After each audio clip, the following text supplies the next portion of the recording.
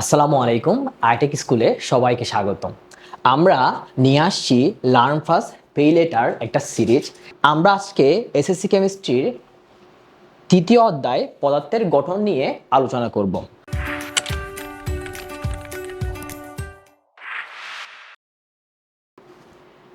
মৌলিক পদার্থ বলতে আমরা বুঝি যে পদার্থকে বাংলে সেই পদার্থ ছাড়া অন্য কোনো পদার্থ পাওয়া যায় না। ধরি আমরা এক খণ্ড লোহার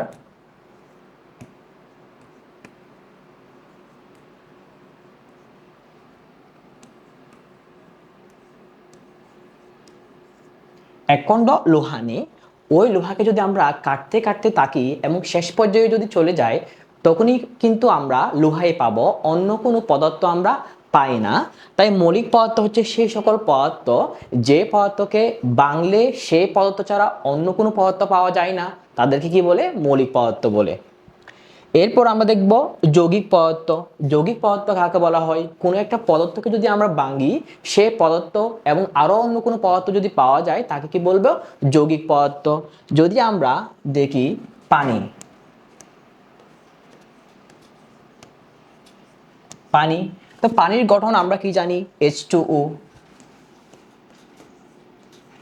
তো H2O তে আমরা যদি পানিকে ভাঙতে থাকি, তাহলে আমরা শেষ পর্যায়ে দেখি দুইটা হাইড্রোজেন আছে, একটা অক্সিজেন আছে। এটাই হলো আমাদের যৌগিক পদার্থ।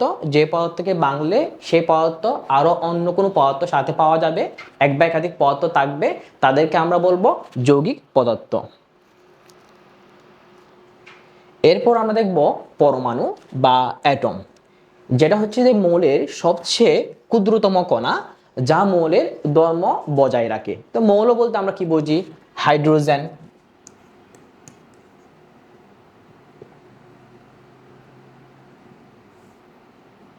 হাইড্রোজেন, অক্সিজেন, নাইট্রোজেন, এগুলোই তো আমরা মৌল বুঝি।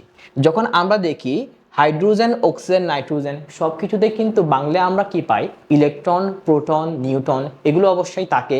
কিন্তু আমাদের হাইড্রোজেন আর এর ক্ষুদ্রতম কণা এবং হচ্ছে কি প্রোটন বা নিউট্রনের বৈশিষ্ট্য কি সেম? কখনোই সেম হয় না। তাহলে হাইড্রোজেন এর ক্ষুদ্রতম কণাকে বলতেছে পরমাণু, অক্সিজেনের ক্ষেত্রে অক্সিজেনের ক্ষুদ্রতম কণাকে বলতেছে পরমাণু। হচ্ছে পরমাণু, হাইড্রোজেন, অক্সিজেন এবং একক পরমাণু যা আছে সবগুলোকে আমরা পরমাণু বলে থাকি। অ্যান্ড দেন অণু বা মলিকিউল, মলিকিউল হচ্ছে দুই বা ততোধিক পরমাণু একসাথে যুক্ত হয়ে যেটা তৈরি করে, তাকে আমরা কি বলতেছি? অণু বলতেছি। অণুর মধ্যে আমরা দেখতে পারি H2O, H2O, এই H2 মধ্যে আছে দুইটা হাইড্রোজেন, হাইড্রোজেন কিন্তু পরমাণু, এর সাথে আরেকটা হাইড্রোজেন দিছি, দুইটা হাইড্রোজেন মিলে কি তৈরি করে? অণু তৈরি করে। আরেকটা এক্সাম্পল আমরা দেখি অক্সিজেন গ্যাস, O2, দুইটা অক্সিজেন মিলে তৈরি করতেছে। একের অধিক পরমাণু থাকলে আমরা তাকে অণু বলতেছি। এবং পানির ক্ষেত্রেও আছে H2O, এখানে দুইটা হাইড্রোজেন আছে এবং একটা অক্সিজেন আছে। এরপর আমরা দেখব মৌলের প্রতীক। মৌলের প্রতীক বলতে আমরা কি বুঝি? প্রতীক বলতে আমরা কোনো একটা জিনিসকে ডিফাইন করি বা সংক্ষেপে চিনি, যে একটা সম্পূর্ণ নাম না বলে কোনো একটা ওয়ার্ড দিয়ে আমরা প্রকাশ করি। যেমন লোগোর মতো কোনো একটা লোগো আমরা কীভাবে ডিফাইন করি? একটা ওয়ার্ড দিয়ে, আমরা সম্পূর্ণ নাম বলতে চাই না। যেমন হচ্ছে হাইড্রোজেন, যখন আমরা কেমিস্ট্রিতে হাইড্রোজেন বা এই এত বড় ওয়ার্ডটা ইউজ করতে গেলে আমাদের কেমিক্যাল ফর্মুলা লিখতে অনেক কষ্ট হবে। তাই আমরা এই হাইড্রোজেনকে কি করি? জাস্ট সিম্পলিফাই করে হাইড্রোজেন লিখি। অক্সিজেনের ক্ষেত্রে এই অক্সিজেন না লিখে আমরা কি লিখি? অক্সিজেন লিখি। এবং নাইট্রোজেনের ক্ষেত্রে আমরা কি করি? নাইট্রোজেন লিখি। এটা হচ্ছে কি মৌলের প্রতীক। মৌলের প্রতীক লেখার ক্ষেত্রে কিছু রুলস এবং রেগুলেশন আমাদের মানতে হবে। প্রথম অক্ষর সব সময় ক্যাপিটাল লেটার হবে।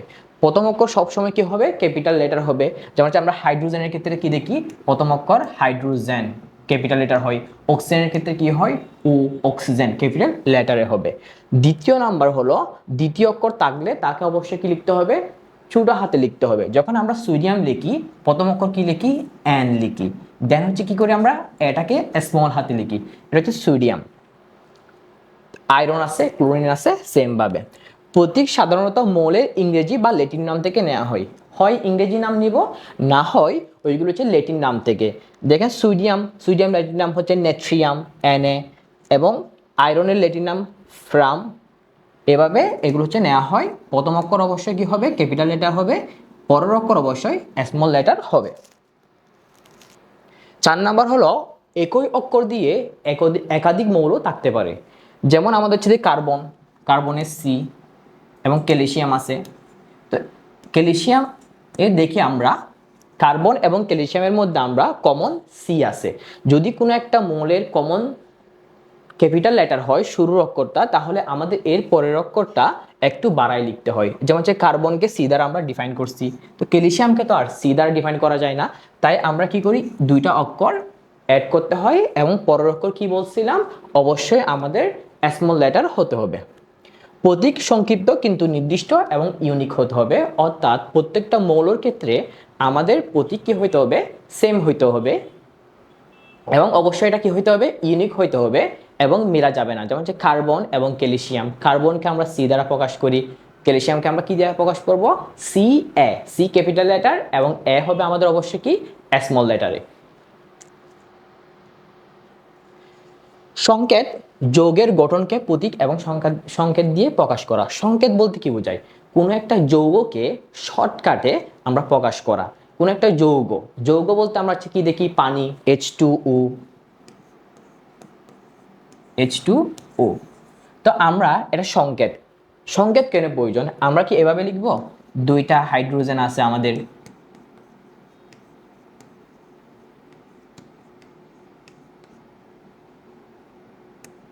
একটা অক্সিজেন আছে, এভাবে লিখবো? এভাবে লিখলে আমাদের সংকেতটা কি হবে, এভাবে যদি লিখি আমাদের যখন আমরা কোনো একটা কিছুকে এক্সপ্রেস করব তখন আমাদের অনেক কষ্টসাধ্য হয়ে যাবে। তাই আমাদের সংকেতের কাজ হলো কোনো একটা যৌগকে সংক্ষিপ্তভাবে প্রকাশ করা। তাই আমরা এটা না লিখি কি করি, সংখ্যা এবং প্রতীক দিয়ে আমরা যৌগকে প্রকাশ করি, তার নাম হলো সংকেত। যেমন H2O, NaCl, দেন হচ্ছে আমরা কি লিখি, কার্বন ডাইঅক্সাইড। এগুলো আমরা কি করি, সিম্পলি শর্টকাটে আমরা এক্সপ্রেস করার পদ্ধতি হচ্ছে কি, মেইনলি সংকেত। প্রতীক কি, প্রতীক হচ্ছে একক মৌল, যেমন আমাদের এগুলো হাইড্রোজেন, অক্সিজেন, ক্লোরিন, এগুলো হচ্ছে কি একক মৌল। একক মৌলগুলোকে আমরা কি বলি, প্রতীক। আর সিম্বল বা সংকেত কি, একাধিক মৌল মিলিয়ে, যেগুলো আমরা দেখতেছি প্যারাসালফেট, এখানে কি একাধিক মৌল আছে, একটা আয়রন, একটা সালফার, 4টা অক্সিজেন আছে আমাদের। দেন আমরা আজকে এখন দেখব পরমাণুর সাংগঠনিক কণা। পরমাণুর মধ্যে আমরা সাধারণত কি আছে, ইলেকট্রন, প্রোটন, নিউট্রন, আরও আছে, কিন্তু আমরা মেইনলি এসএসসি লেভেলে 3টা কণা নিয়ে আলোচনা করব। একটা হলো ইলেকট্রন। ইলেকট্রন কি, এটা হলো পরমাণু। একটা পরমাণু যদি আমরা আঁকাই, এই পরমাণুর বাইরের শক্তি স্তরে আমাদের কি থাকে, ইলেকট্রনগুলো থাকে। হচ্ছে যে নেগেটিভ চার্জ বিশিষ্ট হবে, নেগেটিভ চার্জ বিশিষ্ট হবে, চার্জ হবে ঋণাত্মক বা নেগেটিভ, এবং অবস্থান অবশ্য কি হবে, পরমাণুর বাইরে এই কক্ষপথগুলোতে ঘুরবে, এবং বর কেমন হয়, খুবই নগণ্য, অলমোস্ট এটা 0 ধরা হয় আমাদের বর। দেন হচ্ছে যে প্রোটন, প্রোটনের চার্জ হচ্ছে কি আমাদের হচ্ছে ধনাত্মক, এবং এটা পরমাণুর কেন্দ্রে থাকবে। প্রোটন পরমাণুর কেন্দ্রে থাকবে এবং ধনাত্মক চার্জ বিশিষ্ট, অবস্থান হবে আমাদের নিউক্লিয়াসের কেন্দ্রে।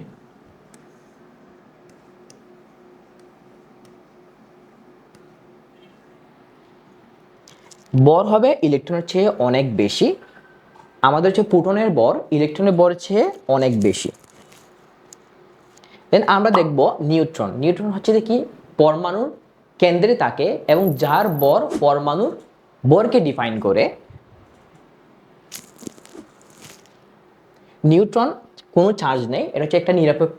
আমরা হচ্ছে কোনো একটা পরমাণুর মধ্যে প্রোটন এবং ইলেকট্রনের চার্জ আছে, একে অপরের অপোজিট প্লাস মাইনাস, কিন্তু নিউট্রনের কোনো চার্জ নেই, যেটা হচ্ছে একটা নিরপেক্ষ, এবং অবস্থান হবে অবশ্যই নিউক্লিয়াসের ভিতরে। প্রোটন এবং নিউট্রন একসাথে থাকে, নিউক্লিয়াসের কেন্দ্রে প্রোটন এবং নিউট্রন একসাথে থাকে, এবং বর হবে প্রোটনের কাছাকাছি, বর হয় প্রোটনের কাছাকাছি। কোন একটা পরমাণুর ক্ষেত্রে আমরা দেখি প্রোটন কোথায় থাকে, সেন্টারে থাকে, নিউট্রনের ক্ষেত্রে থাকে সেন্টারে বা কেন্দ্রে থাকে, এবং আমাদের যে ইলেকট্রন থাকে সেটা হলো বাইরে থাকে, এবং ইলেকট্রনের বর অলমোস্ট জিরো ধরা হয়। পরমাণুর বর হবে প্রোটন এবং নিউট্রনের বরের উপর ডিপেন্ড করে। এরপর আমরা দেখব মৌলিক কণিকা সমূহের নাম। আমরা ইলেকট্রন দেখছি, ইলেকট্রন আবিষ্কার করে আমাদের জে থমসন,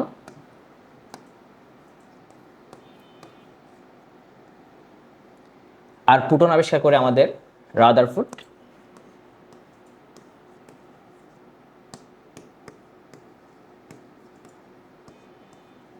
নিউট্রন আবিষ্কার করে আমাদের চ্যাডউইক, বিজ্ঞানী চ্যাডউইক। এবং ইলেকট্রনকে ই দ্বারা প্রকাশ করা হয়, প্রোটনকে পি দ্বারা প্রকাশ করা হয়, এবং নিউট্রনকে এন দ্বারা প্রকাশ করা হয়। এবং প্রকৃত আদান বা চার্জ, আমাদের ইলেকট্রনের যে চার্জটা আছে সেটা হচ্ছে মাইনাস, এবং আমাদের প্রোটনের যে চার্জটা থাকবে সেটা হচ্ছে পজিটিভ। এবং ইলেকট্রনের চার্জ এবং প্রোটনের চার্জ সমান এবং বিপরীত, প্রোটন প্লাস হইলে আমাদের হচ্ছে ইলেকট্রন কি নেগেটিভ বা মাইনাস। তো প্রকৃত বর এগুলো আমাদেরকে মেমোরাইজ রাখতে হবে, মুখস্থ রাখতে হবে।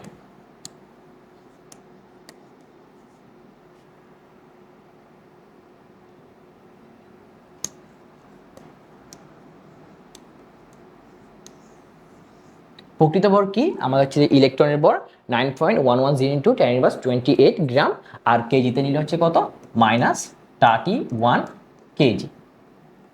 দেন হলো আমাদের হচ্ছে কি প্রোটনের যে ভর আছে সেটা হচ্ছে 1.673 × 10⁻24, এবং হচ্ছে নিউটনের যে ভর আছে সেটা হলো আমাদের কত 1.675 × 10⁻24, আর কেজিতে নিলে কি হবে 10⁻27 কেজি। যদি কোয়েশ্চেনে কেজিতে বলা হয় তাহলে কেজিতে লিখবো আমরা, যদি গ্রামে দেওয়া হয় গ্রামে লিখবো। এবং আপেক্ষিক আদান, আপেক্ষিক আদান কি, আপেক্ষিক আদান হলো ইলেকট্রনকে আমরা -1 দ্বারা ডিফাইন করা যায়, এবং প্রোটনকে +1, কারণ এই দুইজন সমান ও বিপরীত। এবং নিউট্রনের ক্ষেত্রে আমরা দেখি আপেক্ষিক আদান 0, আমরা জানি হচ্ছে দেখি নিউট্রন হচ্ছে কি থাকে পরমাণুর কেন্দ্রে থাকে, এবং এর কোনো কি থাকে না, চার্জ নাই।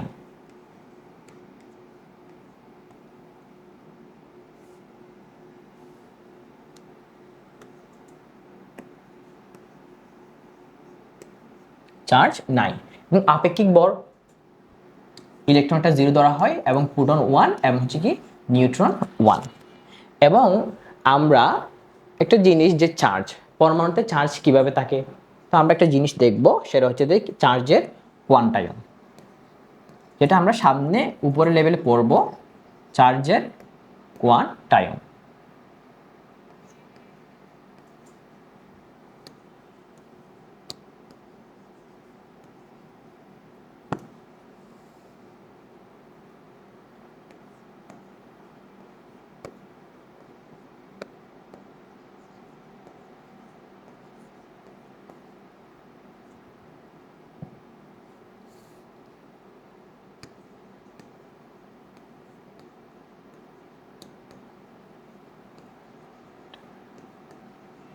চার্জের কোয়ান্টায়ন নিয়ে আমরা পড়ব। চার্জের কোয়ান্টায়ন বলতে আমরা কি বুঝি, চার্জের কোয়ান্টায়ন হলো কোনো একটা চার্জ কখনো ভগ্নাংশ বা ভাঙা হবে না, অবশ্যই সেটা হবে কি ইলেকট্রনের চার্জের পূর্ণ সংখ্যার গুণিতক। আমরা হচ্ছে দেখি ইলেকট্রনের চার্জ যেটা আছে, ইলেকট্রনের চার্জকে আমরা কি বলা হয়, এটা হচ্ছে চার্জের একক। চার্জের একক আমরা ধরবো কাকে, ইলেকট্রনের চার্জকে। চার্জের একক কাকে, ইলেকট্রনের চার্জকে।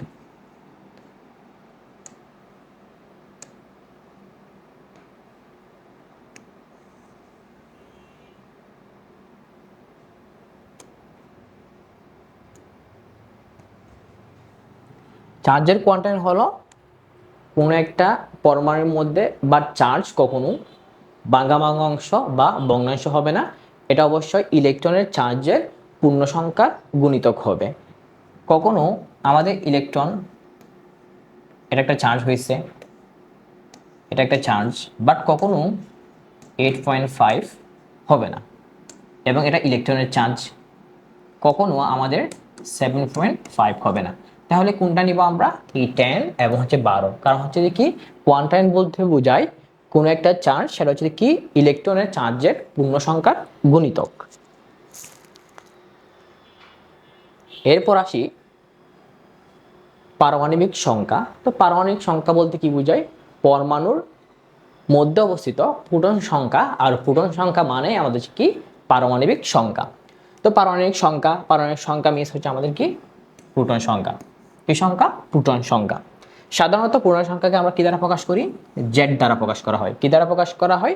জেড দ্বারা প্রকাশ করা হয়। কোনো একটা পরমাণুতে, এটা একটা পরমাণুর নিচে থাকবে জেড আর এ হচ্ছে আমাদের ভর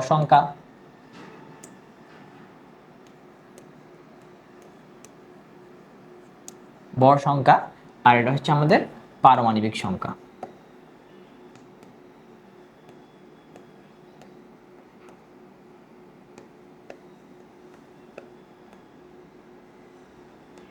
পারমাণবিক সংখ্যা, এবং এখানে হচ্ছে প্লাস মাইনাস কোনো চার্জ থাকতে পারে। তো উদাহরণ কি? জেড দ্বারা প্রকাশ করা হয় কাকে? আমাদের হচ্ছে দেখি পারমাণবিক সংখ্যাকে জেড দ্বারা প্রকাশ করা হয়, এবং হচ্ছে পারমাণবিক সংখ্যা হলো কোন একটা পরমাণুর প্রোটন সংখ্যার সমান। তো হাইড্রোজেনের আমরা কি জানি? প্রোটন সংখ্যা একটা, জেড ইকুয়াল টু 1, এবং কার্বনের কত? 6, জেড ইকুয়াল টু 6, এবং অক্সিজেনের কত? Z equal to 8। কারণ হলো প্রোটন সংখ্যা সমান আমাদের পারমাণবিক সংখ্যা, প্রোটন সংখ্যা অক্সিজেনের কত? 8টা, তাহলে হচ্ছে পারমাণবিক সংখ্যা কত হবে? 8টা হবে। এন্ড দেন আমরা দেখব ভর সংখ্যা, যেটা আমরা বলি দিছি, এটা এ দ্বারা প্রকাশ করা হয়, পারমাণবিক সংখ্যাকে জেড দ্বারা প্রকাশ করা হয়। পারমাণবিক সংখ্যা বলতে প্রোটন সংখ্যা, পারমাণবিক সংখ্যা সেমই।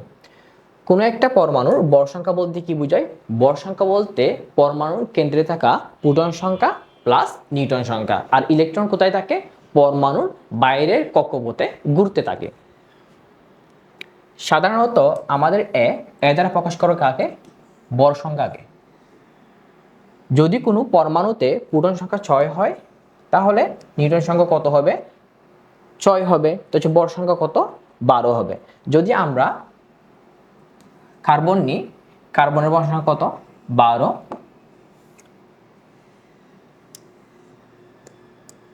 আর আমাদের প্রোটন সংখ্যা কত? 6। তো আমরা কি জানি? ভর সংখ্যা প্লাস প্রোটন সংখ্যা প্লাস নিউট্রন সংখ্যা, ভর সংখ্যা ইকুয়াল প্রোটন প্লাস নিউট্রন। তো ভর সংখ্যা ইকুয়াল টু আমাদের প্রোটন সংখ্যা প্লাস নিউট্রন সংখ্যা। প্রোটন সংখ্যা আমাদের 6 দেওয়া আছে, নিউট্রন সংখ্যা আমাদের জানা নাই, আর ভর সংখ্যা হচ্ছে 12। তাহলে আমাদের নিউট্রন সংখ্যা কত আসবে বলেন তো? নিউট্রন সংখ্যা হচ্ছে কত আসবে? 6 আসবে। এভাবে আমরা এই রিলেশনটা ব্যবহার করে আমরা নিউট্রন সংখ্যা, প্রোটন সংখ্যা, ভর সংখ্যা আমরা কি করতে পারি? নির্ণয় করতে পারি। তো আমরা দেখি সোডিয়ামের ভর 23 বলতে কি বোঝায়। আমাদের কি দেওয়া আছে? সোডিয়ামের ভর। তো আমরা ভর সংখ্যা মানে কি জানি? ভর সংখ্যা বলতে ভর সংখ্যা ইকুয়াল টু আমাদের হচ্ছে কত? প্রোটন সংখ্যা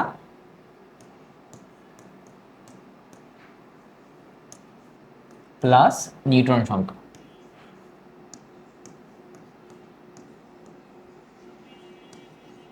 ভর সংখ্যা মানে আমরা কি জানি?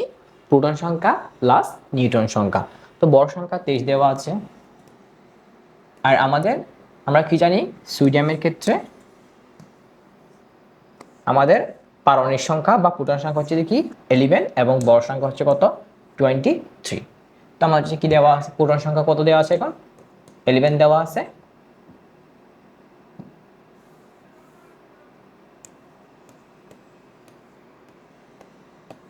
তো আমরা হচ্ছে কি এদিকে নিউটন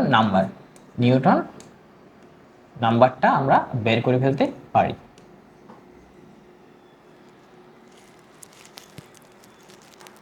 এরপর আমরা বলছে সামগ্রিকভাবে পরমাণু চার্জ নিরপেক্ষ কেন? পরমাণু কেন চার্জ নিরপেক্ষ হয়? কারণ আমরা জানি কোন একটা পরমাণুতে ইলেকট্রন সংখ্যা এবং প্রোটন সংখ্যা সমান হয়। কি হয়? ইলেকট্রন সংখ্যা এবং প্রোটন সংখ্যা সমান হয়। তো সমান হইলে কি হবে? কেন চার্জ নিরপেক্ষ? অবশ্যই কি হতে হবে? একটা চার্জ আরেকটা চার্জকে বেনিশ করতে হবে। কেমনে করবে? যখন তারা সমান এবং বিপরীত হবে। ইলেকট্রন সংখ্যা যদি 10 হয়, প্রোটন সংখ্যা কত হবে? 10 হবে। বাট আমাদের ইলেকট্রন সংখ্যা কি বলুন তো? নেগেটিভ।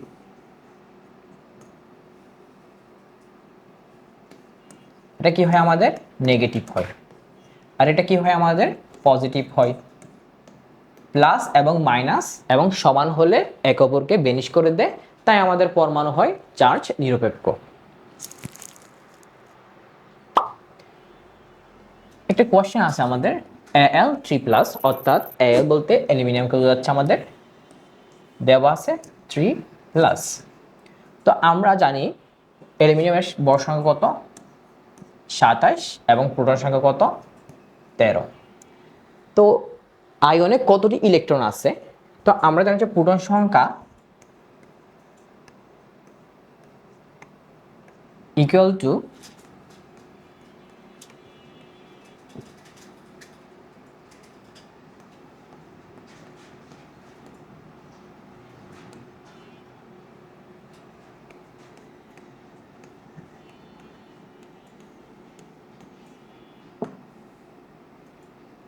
ইলেকট্রন সংখ্যা।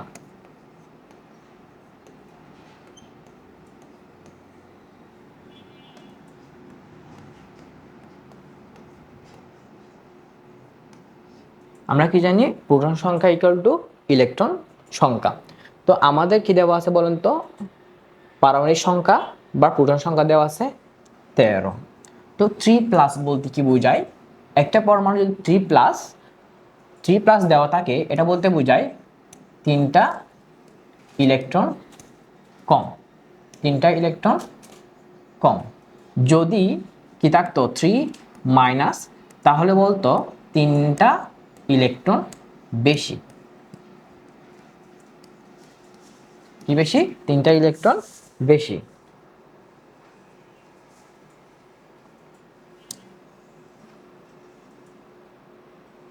তিনটা ইলেকট্রন বেশি।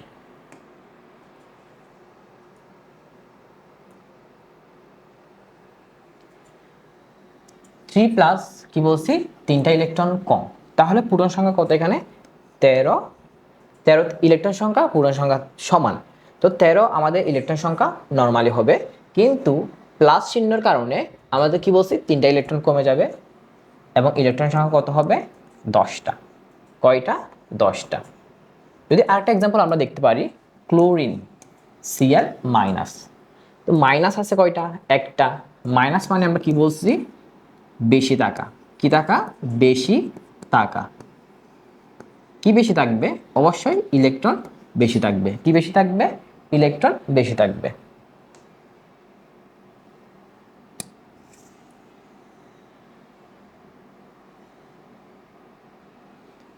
Cl- আমরা দেখলাম, Cl- আমাদের প্রোটন সংখ্যা হলো 17। তো ইলেকট্রন সংখ্যা কত হবে? 17 হবে। বাট এখানে একটা মাইনাস দেওয়া আছে। মাইনাস মানে ইলেকট্রন সংখ্যার সাথে আমাদের আরো এক যোগ হবে। কয়টা টোটাল ইলেকট্রন? আমাদের 18টা ইলেকট্রন।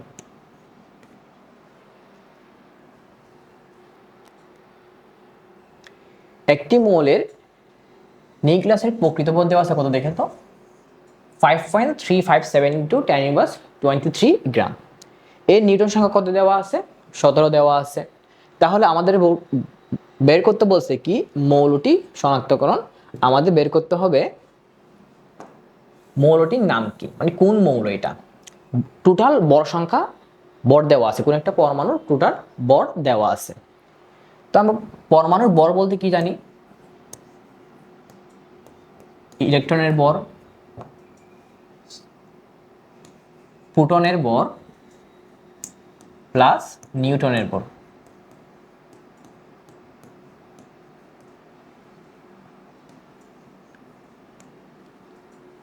বর ইকুয়াল টু হচ্ছে যে কত, আমাদের হচ্ছে যে পরমাণুর বর। কোন একটা পরমাণুর বর ইকুয়াল টু হচ্ছে কি, প্রোটনের বর প্লাস নিউটনের বর। আমাদের এখানে কি দেওয়া আছে, নিউটন সংখ্যা দেওয়া আছে। কি দেওয়া আছে, নিউটন সংখ্যা দেওয়া আছে। তাহলে আমরা এখন কিভাবে বুঝবো এটা কোন মৌল? যদি আমরা সম্পূর্ণ পরমাণুর বর থেকে যদি নিউটনের সংখ্যার বর বা নিউটনের বরটা বাদ দিই, তাহলে আমরা কি পাবো, প্রোটনের বরটা পাবো। প্রোটনের বর পাইলে ওইখান থেকে আমরা প্রোটন সংখ্যাটা নির্ণয় করব। প্রোটন সংখ্যাটা আমরা পাবো।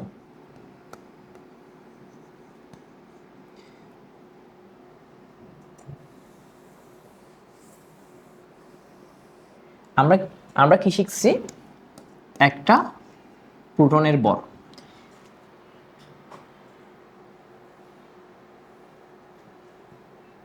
একটা প্রোটনের বর কত ছিল, 1.673 ইন্টু 10⁻²4 গ্রাম, এবং একটা নিউটনের বল ছিল 1.675 ইন্টু 10⁻²4 গ্রাম।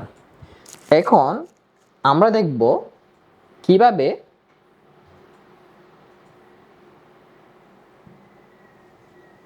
এখন একটা প্রোটনের বল কত দেখলাম আমরা, 1.673 ইন্টু 10⁻²4 গ্রাম, এবং একটা নিউটনের বল কত, 1.675 ইন্টু 10⁻²4 গ্রাম। এখন আমাদের 17টা নিউটনের বল বের করতে হবে।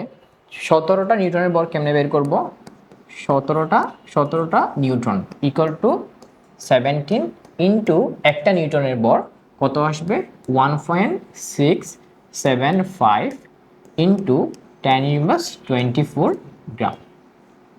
এখন আমরা এই টোটাল বরটাকে ধরে নিই এক্স, ক্যালকুলেশন করলে কিন্তু একটা ভ্যালু আসবে, এক্স ধরে নিই। তো এই টোটাল ভ্যালু থেকে, টোটাল বর থেকে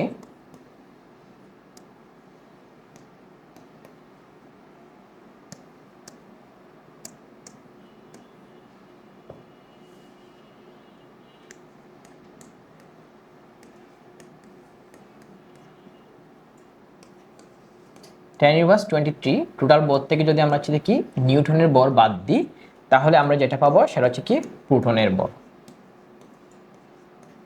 প্রোটনের বর, এই প্রোটনের বরকে যদি আমরা একটা প্রোটনের বর দ্বারা ভাগ দিই, অনেকগুলো এখানে প্রোটন থাকতে পারে, এটাকে যদি একটা প্রোটনের বর দ্বারা ভাগ দিই, একটা প্রোটনের বর কত বলেন তো, 1.673।